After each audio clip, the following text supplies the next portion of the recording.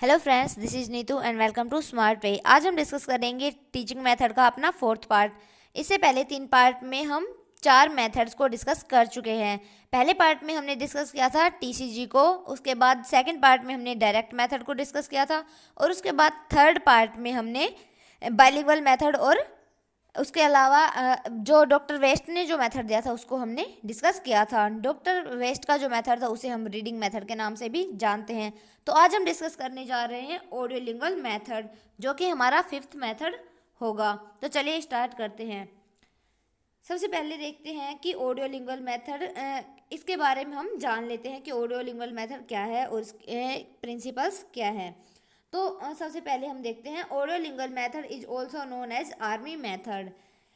जो audiolingual method है उसे हम आर्मी मेथड के नाम से भी जानते हैं। हम आगे नेक्स्ट स्लाइड में देखेंगे कि इसे हम आर्मी मेथड के नाम से क्यों जानते हैं। नेक्स्ट है it is based on the principle of behaviour psychology. ये जो मेथड है वो बिहेवियर साइकोलॉजी के उस पर प्रिंसिपल पर आधारित है। यानी कि ये एक साइकोलॉजिकल तरीका है जो कि हमारे स्किनर ने दिया था। अब हम साइकोलॉजी में पढ़ते हैं कि स्किनर ने जो बिहेवियर साइकोलॉजी का जो अपना सिद्धांत दिया था, अपना जो प्रिंसिपल दिया था, जिसमें वो उन्होंने अपने 2 प्रयोग किए थे, एक तो पिजन पर किया था और एक रैट पर किया था। तो उसी के अकॉर्डिंग इन्होंने हैबिट फॉर्मेशन पर ध्यान दिया है। तो इनका जो सिद्धांत है वो बिहेवियर साइकोलॉजी पर बेस्ड है। नेक्स्ट है language learning matter of habit formation, कि यहाँ पर जो लैंग्वेज लर्निंग है वो हैबिट फॉर्मेशन पर आधारित है। यानी कि वो हैबिट फॉर्मेशन उसमें बहुत ज़्यादा इम्पोर्टेंट रोल प्ले करती है कि जब हम किसी चीज़ को सीखते हैं तो हमें उसकी हैबिट बन जाती है। जैसे अगर हम कोई चीज़ लर्न कर रहे हैं, तो अगर हम मान लो कोई सेंटेंस बोलना सीख रहे हैं, तो उसे बोलने के लिए जब भी हमें ज़रूरत पड़ेगी तो हम उस सेंटेंस का मैक्सिमम यूज करेंगे। तो उसका जो यूज करने की हमारी हैबिट बन जाएगी तो हमें वो सेंटेंस अच्छे से समझ में आ जाएगा और परमानेंट भी हो जाएगा। तो इस तरह से ये हैबिट फॉर्मेशन पर बेस्ड है और ये बिहेवियर साइकोलॉजी प्रिंसिपल पर आधारित है। नेक्स्ट हम देखते हैं emphasize on listening and speaking. ये जो ऑडियोलिंगुअल मेथड है ये सबसे ज़्यादा एम्फेसाइज जो करता है वो स्पीकिंग एंड लिसनिंग पर करता है, और इसी कारण हम इसे ऑडियोलिंगुअल मेथड कहते हैं। कि ऑडियोलिंगुअल का जो हिंदी मीनिंग होगा वो होगा श्रव्य दृश्य श्रव्य भाष्य मेथड, कि इसमें सुनना जाता है और बोला जाता है। तो ऑडियो का मीनिंग हुआ कि हमें सुनना होता है, और लिंगुअल का हुआ कि हमें बोलना होता है। तो ये सबसे ज़्यादा जो एम्फेसाइज करता है वो है लिसनिंग और स्पीकिंग पर। यहाँ पर जो एक टीचर होता है, जो सिखाने वाला होता है, वो कोई भी बात है तो अपनी उस किसी भी बात को बोलकर प्रेजेंट करता है। तो जो लर्नर होते हैं वो केवल लिसन करते हैं और उन्हें रिपीट करते हैं, बोलते रहते हैं। तो इस तरह से लिसनिंग और स्पीकिंग के थ्रू वहाँ पर लर्निंग होती है। नेक्स्ट है ग्रामर इज टॉट इंडक्टिवली, कि ऑडियोलिंगुअल मेथड में ग्रामर को इंडक्टिवली पढ़ाया जाता है। इंडक्टिवली पढ़ाने का मीनिंग है कि इसमें आगमनात्मक तरीके से पढ़ाया जाता है। यानी पहले हमें एग्जाम्पल्स दिए जाते हैं, यानी बहुत सारे एग्जाम्पल दिए जाएंगे। जैसे कि हमें मान लो कि 10 सेंटेंस दे दिए, अगर हमें अभी तक जैसे कि हमें कैन का यूज करना सिखाना है, तो हमें कैन का यूज करने के लिए सिखाने के लिए ऐसे 10 एग्जाम्पल दे देंगे जहाँ पर कैन का यूज हो रहा है, और फिर वहीं पर हमसे एक रूल जनरेट करने के लिए बोलेंगे कि अब आप इन चीज़ों से क्या समझ रहे हैं, आपने 10 जो उपयोग देखे इसके, इनसे आपको क्या समझ में आ रहा है। और उसी के बेस्ड पर जो लर्नर होते हैं वो खुद रूल बनाते हैं। अगर उनके जो रूल बनाते हैं उनमें कोई मिस्टेक होती है तो वो उस रूल को चैलेंज करते हैं। तो दोबारा से लर्नर कोशिश करते हैं कि किस तरह से इस रूल को सुधारा जा सकता है, और इस तरह से बार बार प्रैक्टिस कर करके हम रूल बनाते हैं, यानी कि लर्नर्स ही रूल बनाते हैं। नेक्स्ट है developed during the world war second to train soldiers in English, कि ये जो मेथड था वो वर्ल्ड वार सेकेंड के टाइम पे, यानी कि आपको पता होगा कि वर्ल्ड वार जो सेकेंड था वो 1939 से 1945 तक चला था। तो उस दौरान सबसे ज़्यादा सैनिकों की ज़रूरत पड़ रही थी। हमारे इंडिया में भी ऐसा था कि हमारे इंडियन जो लोग थे उनको भी वहाँ पर युद्ध में इंग्लैंड वाले ले लेकर जा रहे थे। तो इसी तरह गुलाम जो देश थे उन लोगों के जो उन लोगों के देश के जो निवासी थे उनको ही वहाँ पर सोल्जर बना बना कर ले जाया जा रहा था। लेकिन ऐसा था कि वो अंग्रेज है, तो उन लोगों से बात करने के लिए किस तरह से ट्रेंड किया जाए, तो हमें कम टाइम में ज़्यादा सोल्जर्स को तैयार करना था, तो इसलिए उन्होंने इस ऑडियो लिंगुअल मेथड को अपनाया था। और चूंकि ये इस मेथड का यूज सोल्जर्स को यानी कि सैनिकों को ट्रेंड करने के लिए किया गया था, और इसी कारण हम इसे ऑडियो लिंगुअल मेथड के नाम से जानते हैं। तो आपको समझ में आया होगा कि इसमें जो ग्रामर है वो इंडक्टिवली टॉट किया जाता है, लिसनिंग और स्पीकिंग पर सबसे ज़्यादा एम्फेसाइज होता है। इसको डेवलप किया था वर्ल्ड वार सेकंड के टाइम पे, और आपको ये भी समझ में आ गया होगा कि क्यों हम इसे ऑडियो लिंगुअल मेथड कहते हैं। इसके अलावा हमने पढ़ा था कि ऑडियो लिंगुअल मेथड है वो आर्मी मेथड के नाम से भी जाना जाता है। यह बिहेवियर साइकोलॉजी के प्रिंसिपल बेस्ड है, और इसमें हैबिट फॉर्मेशन बहुत ज़्यादा मैटर करता है। तो बढ़ते हैं अब हम आगे। अब हम इसके कुछ करैक्टरिस्टिक देखेंगे कि यानी कि इसकी क्या क्या विशेषताएं हैं। तो सबसे पहले जो इसका करैक्टरिस्टिक है वो है new material teach in dialogue form, कि इसमें जब भी कोई न्यू मटेरियल टीच किया जाता है, जब भी कोई नई चीज़ सिखाई जाती है, तो उसे डायलॉग फॉर्म में सिखाया जाता है।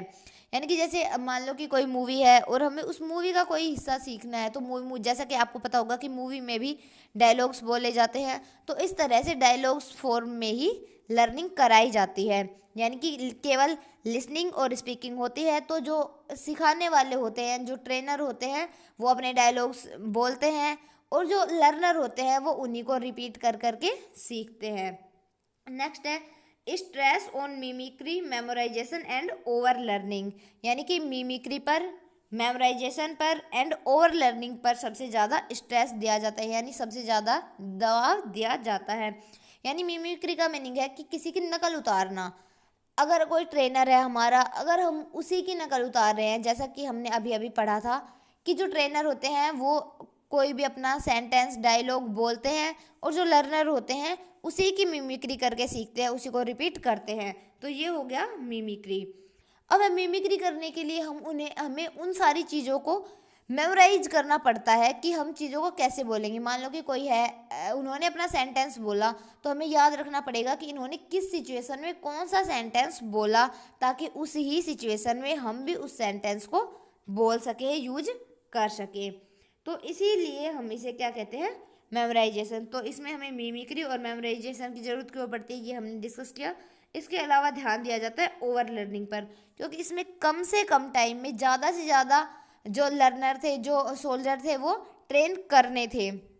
तो इसलिए इसमें ओवर लर्निंग पर सबसे ज़्यादा ध्यान दिया गया था, कि यानी मैक्सिमम टाइम में ही, यानी जो दिन का हमारे पास जो टाइम था वो मैक्सिमम टाइम यूटिलाइज किया जाता था इंग्लिश को सीखने में, ताकि कम से कम समय में ज़्यादा से ज़्यादा इंग्लिश को इम्प्रूव किया जा सके, और उन सैनिकों को, उन सोल्जर्स को युद्ध में, यानी कि वर्ल्ड वार सेकंड के दौरान वहाँ पर युद्ध भूमि में वहाँ पर भेजा जा सके।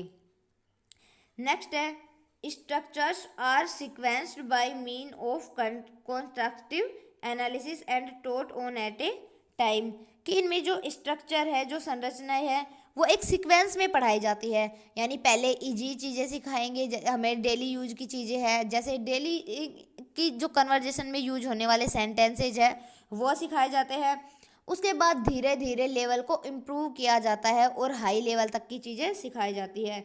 नेक्स्ट इसमें दिया है कि एक वर्ड है वो है कंस्ट्रक्टिव एनालिसिस, यानी कि मान लो कि हम कुछ सीख रहे हैं, तो वहाँ पर कंस्ट्रक्टिव एनालिसिस किया जाता है, यानी कि परस्पर विरोधी एक एनालिसिस किया जाता है, कि बच्चों से पूछा जाता है, यानी जो लर्नर्स थे उस टाइम पे, जो सोल्जर्स थे, उनसे पूछा जाता था कि आपने ये जो सेंटेंस सीखा इसे आप किस सिचुएशन में बोलेंगे, तो वो अपना आंसर देते थे। लेकिन फिर उन्हें कॉन्ट्रास्ट के ऐसे सेंटेंस दे दिए जाते थे, यानी कि उनके विरोधी सेंटेंस दे दिए जाते थे, कि आप इस सेंटेंस को क्यों नहीं बोलेंगे, केवल वही सेंटेंस क्यों बोलेंगे, अगर आप वही सेंटेंस बोलेंगे तो उसका रीजन दीजिए, अगर उसकी जगह हम इस सेंटेंस को यूज कर दें तो क्या इम्पैक्ट पड़ने वाला है।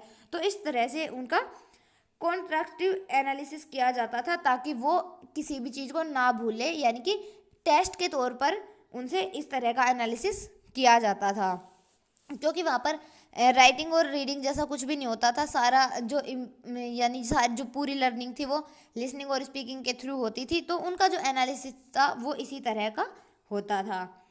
और हमने इसमें पढ़ा कि ये टोट ऑन एट ए टाइम, कि एक टाइम पे एक ही तरह के सेंटेंसेस सिखाए जाते थे ताकि उन्हें सीखने में, लर्निंग करने में आसानी हो, कोई दिक्कत, कोई किसी तरह की परेशानी का सामना ना करना पड़े।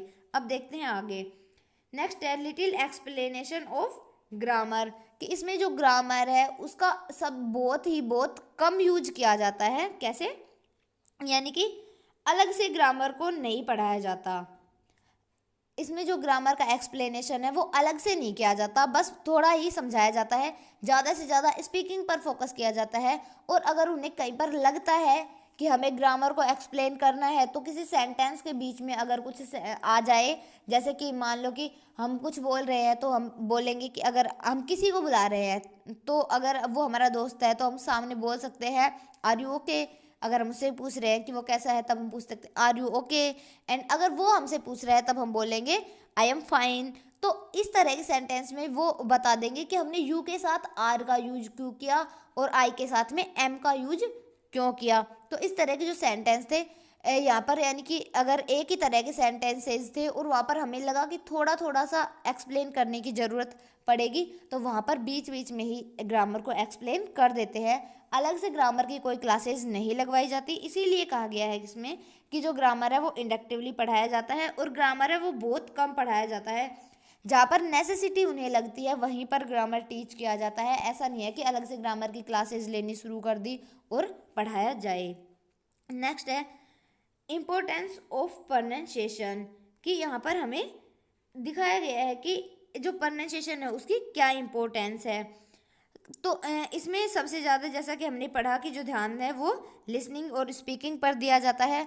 तो उन्हें समझाने की कोशिश की गई कि जो प्रोनाउंसिएशन है उसका इम्पोर्टेंस उन्हें समझाया गया। जैसा कि मान लो हम भी अगर अपने डेली कन्वर्जेशन में देखें तो दो वर्ड होते हैं। एक की स्पेलिंग होती है LOSE, इसे हम लूज बोलते हैं। इसका मतलब होता है खोना या हारना। नेक्स्ट है जिसकी स्पेलिंग होती है LOOSE, इसे भी लूज बोल देते हैं।